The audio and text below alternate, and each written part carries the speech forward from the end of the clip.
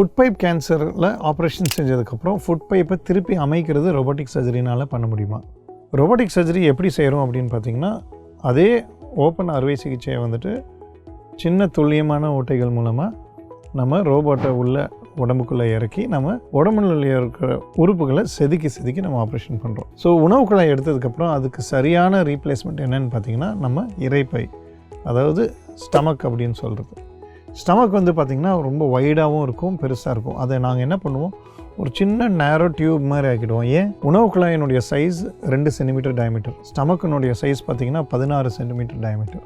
So இந்த 16 சென்டிமீட்டரை 2 size டயமீட்டருக்கு கொண்டாடணுன்னா அதை நம்ம செதுக்கி ஆகணும். செதுக்கிறது ரொபோட்டிக் மூலமாக செஞ்சால் அந்த நீட்டாக ஒரு நல்ல ஸ்மூத்தான ஒரு டியூபை நம்மளால் க்ரியேட் பண்ணணும். அதே டியூபை நாங்கள் கொண்டாந்து உணவு குழாய் எந்த இடத்துல இருந்துச்சோ அந்த வழியாகவே எடுத்துகிட்டு வந்துட்டு நாங்கள் ஜாயின் பண்ணி விட்டுருவோம். ரொபோட்டிக் அறுவை சிகிச்சை வந்ததுலேருந்து நிறைய பேர் ஓப்பன் சர்ஜரி செஞ்சுட்டு இருந்த டாக்டர்ஸ் எல்லாருமே இப்போ ரொபோட்டிக் அறுவை சிகிச்சைக்கு மாறிட்டாங்க. ஏன் அப்படின்னா, it is definitely beneficial for the patient. 3 நாள் 4 நாள் ஐசியூவில் இருக்கிற பேஷண்ட்டெல்லாம் இந்த ஆப்ரேஷனுக்கு அப்புறம் நாங்கள் அதே நாள் ஆப்ரேஷன் தியேட்டர்லேருந்து நேராக நாங்கள் வார்டுக்கு அனுப்பிச்சிடுறோம். அந்தளவுக்கு ஆப்ரேஷனை சுலபமாக்கிடுச்சு.